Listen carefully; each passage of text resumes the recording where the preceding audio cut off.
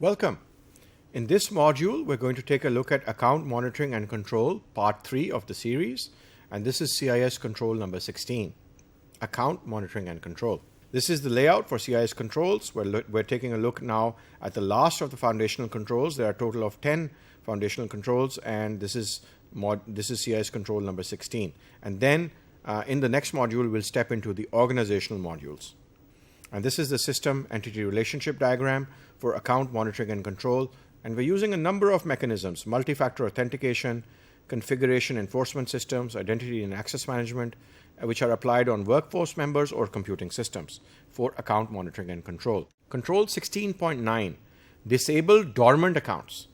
Automatically disable dormant accounts after a set period of inactivity. So if there's an account which is not being used and is just sitting there and, for example, has not been logged on for 30 days or 15 days, then as per organizational policy, we should make such accounts disabled so that the user is not able to use them, because this needs to be done in an automated manner.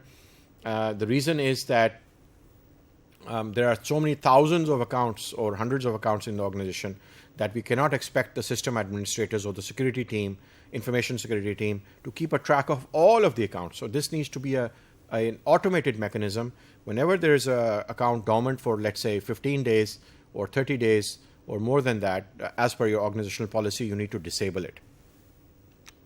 Ensure all accounts have an expiration date. Ensure that all accounts have an expiration date that is monitored and enforced. So what this does is it helps to review the account. So if you create an account, you can create an account for 12 months, and after 12 months, it should automatically expire, and after that, it will require renewal. So what this requires is that it enforces the system administrator or the management to review the account, renew the account, and that's a good way to make sure that the controls can be checked at that time when that expiration happens and the renewal needs to take place. 16.11. Lock workstation sessions after inactivity. So whenever you're using your computer or your server, automatically lock workstation sessions after a standard period of inactivity. The reason for, and that happens, can be done very easily by Active Directory, and we get the screensaver, for example, and it locks us out.